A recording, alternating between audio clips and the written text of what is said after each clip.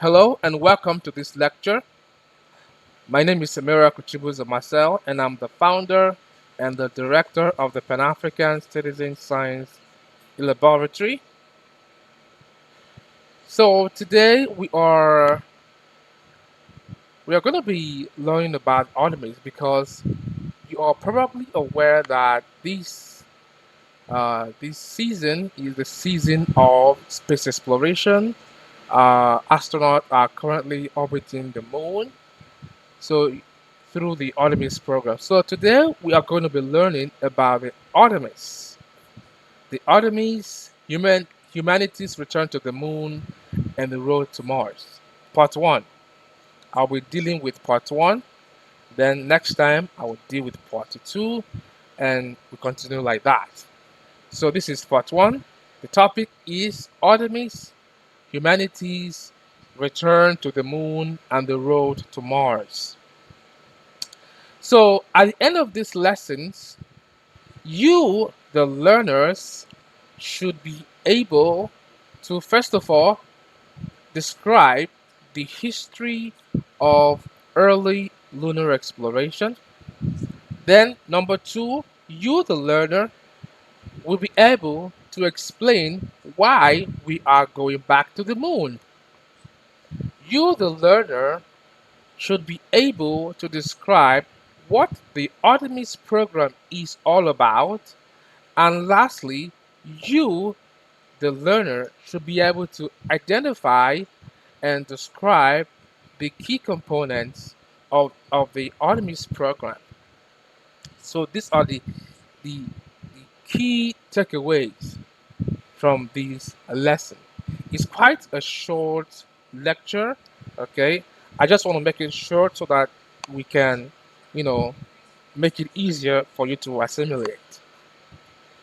So, by the way, this lecture is sponsored by the Free Astro Science.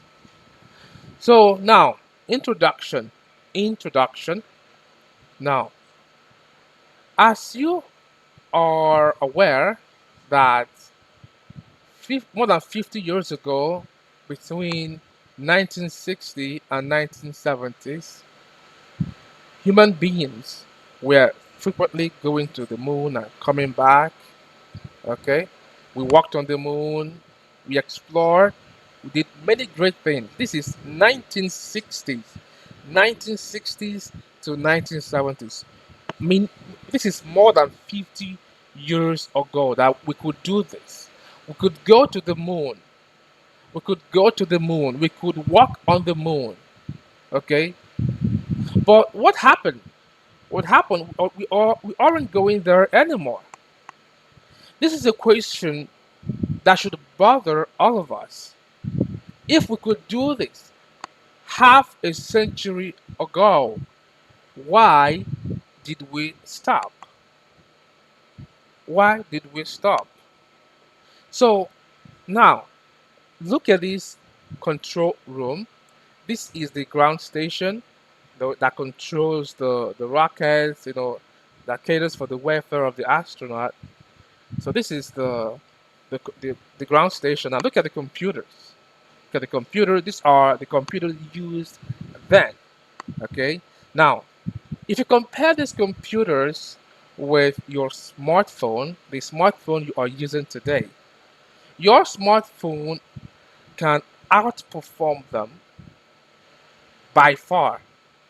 Your smartphone can outperform them by far. Okay. So, and we have better technologies. Okay, we have better hardwares today compared to in the 1960s and 1970s. We have much better transistors, that crunches down hardwares. Okay, we have better science. We have developed better science. We have done better research. Have developed better science. So, despite all of these advancements, why did we leave the moon and never return? This is very important question that a lot of young professionals in the space industry are not aware of, because just some years ago I was arguing this with someone. Okay, I was arguing this with a space young professional. He doesn't really know the reason.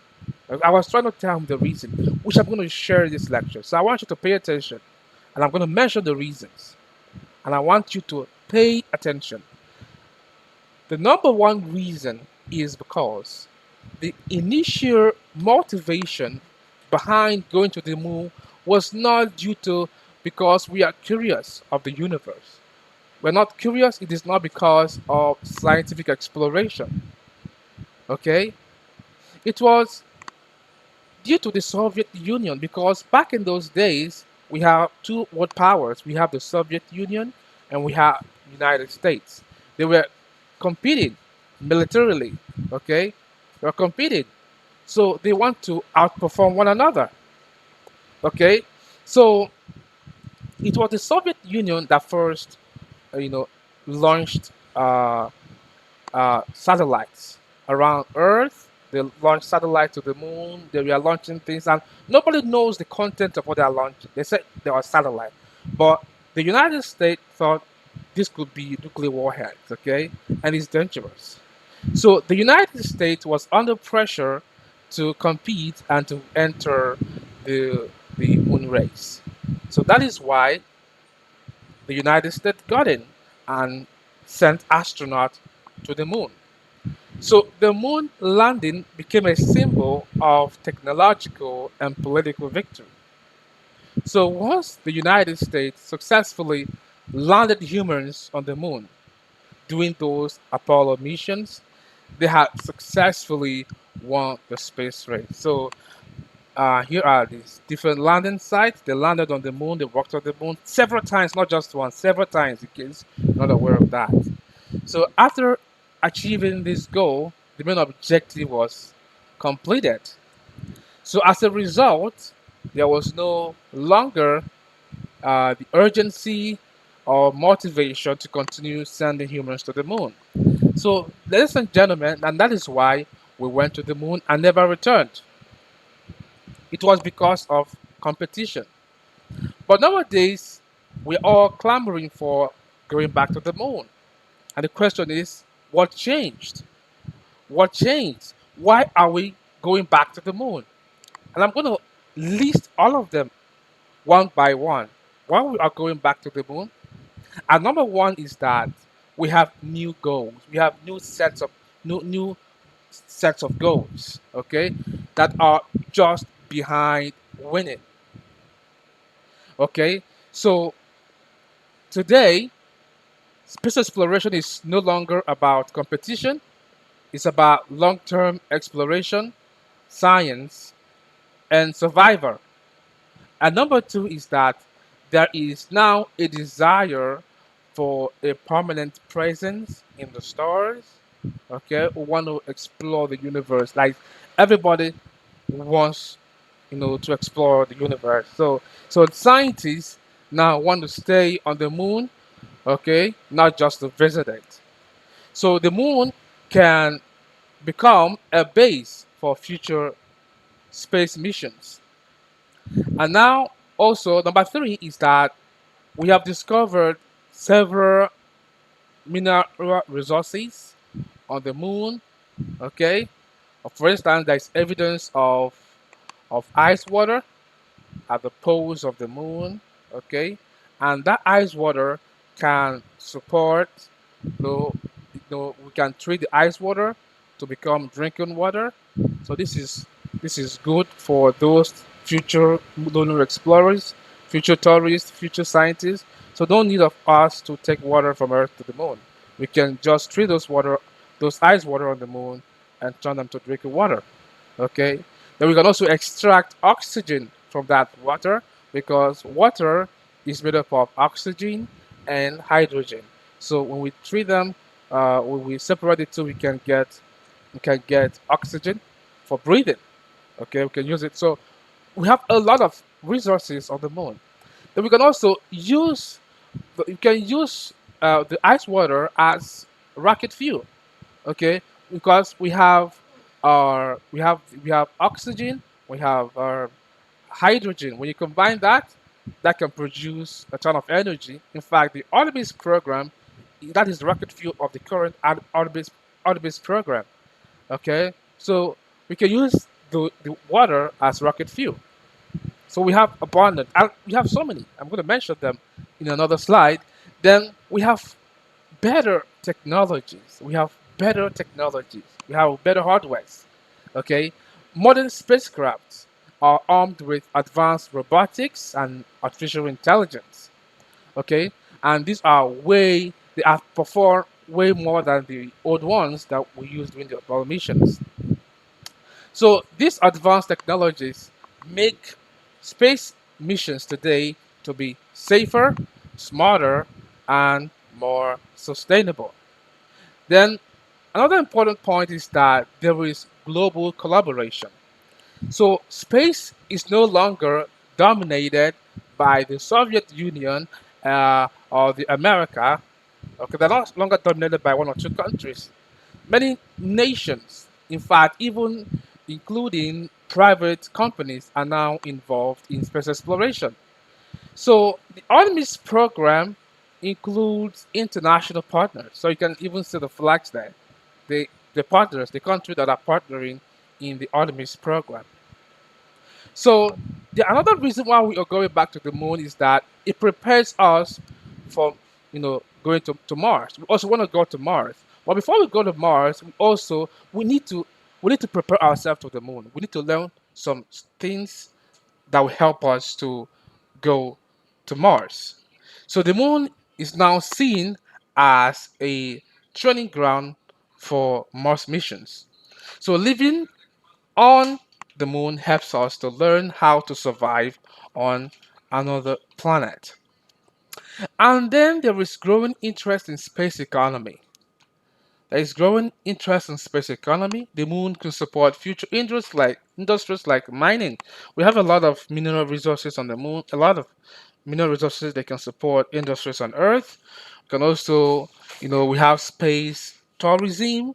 Okay, this is a very trending topic in the space industry. We have space tourism. If you can take your family to the moon, assuming the industry is well developed. That's a very great. Just imagine seeing that side. Look at that picture here. Imagine seeing that side. You're on the moon. You're looking at Earth. And everything looks so beautiful. So this is very interesting. And also, we have a growing interest in energy because on the moon we have these hydrogen three. It's hydrogen three is isotope of hydrogen. Okay, we use it for nuclear fusion and nuclear reactors. We are talking about nuclear fusion here. So there is growing interest in space economy. So those are the reasons why we are going to the moon. Now let's come fully into this topic. What is this Artemis program? What is this Artemis program all about? What is this Artemis program all about? The Artemis program is humanity's next big step to exploring the stars. Okay, humanity's big step to exploring space. It aims to land the next humans, including the first woman and person of color, because back in the 1960s and 70s, the crew members were all men and they were all white.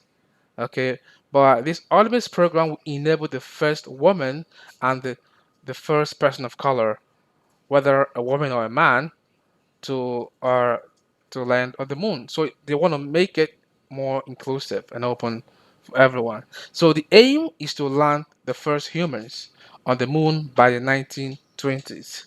By the 1920s. So now the Artemis program is NASA's plan to do three major things. I want you to pay attention.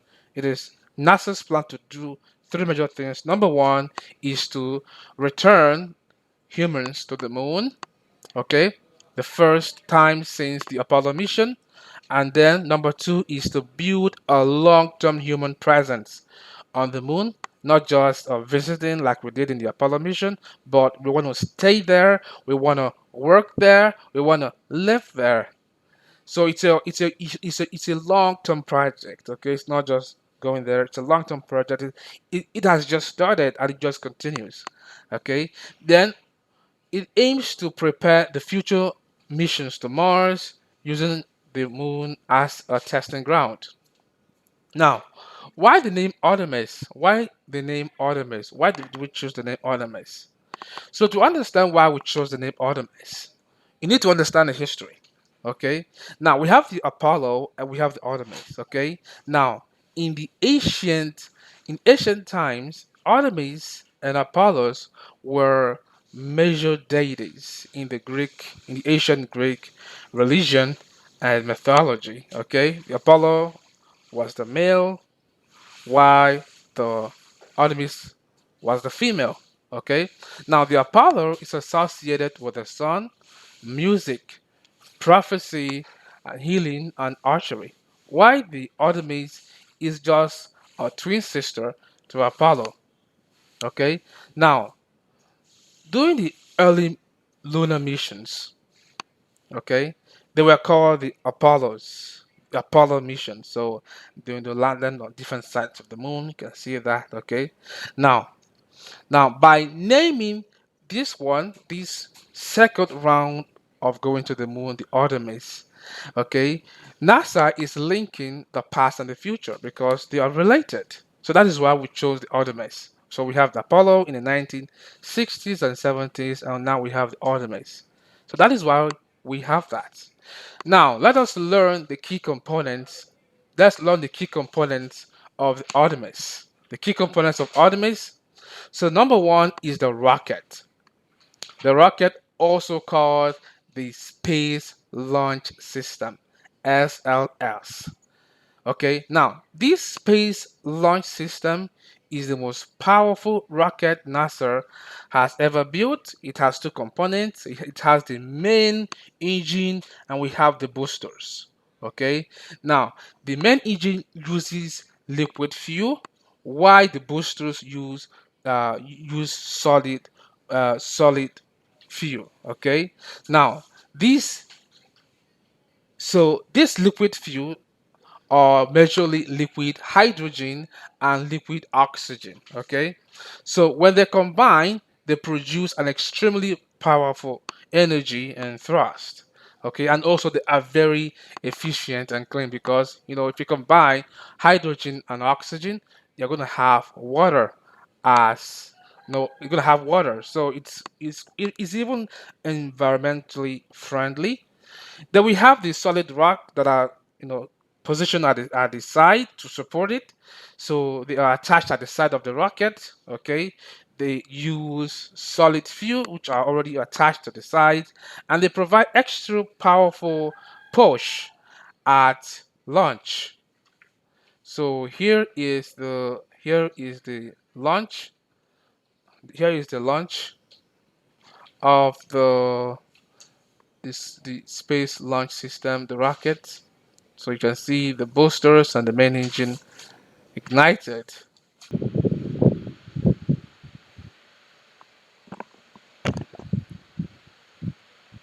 And then we have the spacecraft called the Orion. Remember when I talked about the rocket, which is also called the Space Launch System? Okay, now look at this here. Here is the spacecraft where astronauts stay. Because astronauts don't stay here, they stay at the spacecraft which is attached to the rocket. So take note of that. Okay, so this is the rocket, the spacecraft, sorry, which is we call it the Orion. The Orion. So like I said, these are attached to the rocket.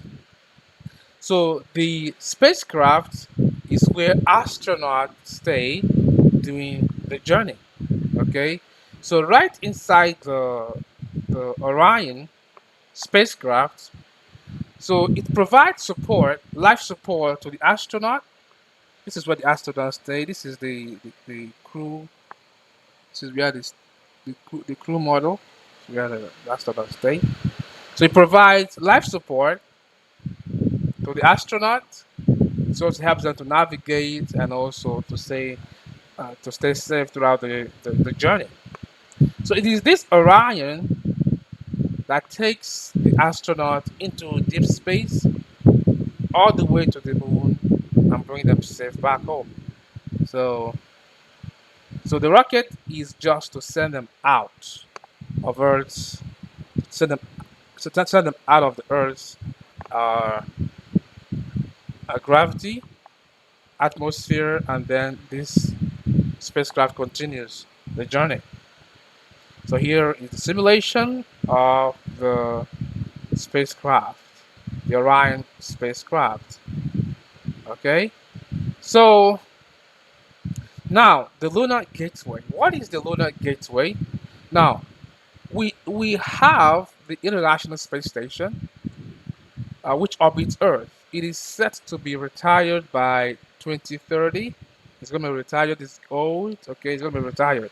So after it has been retired, there is plan to set up another one. We call it the Lunar Gateway, but it is going to be orbiting the moon, so no longer Earth. Okay. However, private companies might build smaller ones. Okay, smaller space stations that will be orbiting the Earth. But the next big project is about the moon. We call it the Lunar Gateway. It is the new ISS, the new ISS that which is meant to be orbiting the moon. Okay, it will support long-term missions. So when astronauts come from Earth, they're going to stay there so you can see the Orion attaching itself or detaching itself from the lunar gateway. Okay, maybe attaching is when they arrive, detaching is when they are going back. So, so right inside this lunar gateway is where astronauts will prepare for landing on the lunar surface. So they can work in there, they can prepare to land on the lunar surface. So this is the lunar gateway. So here the simulation of the lunar gateway. This is the future International Space Station. So when astronauts are there, they will be able to answer calls from students calling from Earth. You know, we have this program that connects students to astronauts. So it's going to be very interesting to see this astronaut respond from the moon or from the lunar gateway. So then we have the human landing system. So the human landing system will take astronaut from this lunar gateway, which is orbiting the moon, to take the astronaut down to the lunar surface and bring them back. So this was built by Elon Musk company, SpaceX. So this meant is attached to the is attached to the lunar gateway. So and here is where you attach the spacecraft when they arrive. So that's the whole idea. So that will bring me to the end of my lecture. So if you have questions, you can drop them in the comment sections. We're going to continue this topic in part two. Thank you so much for paying attention.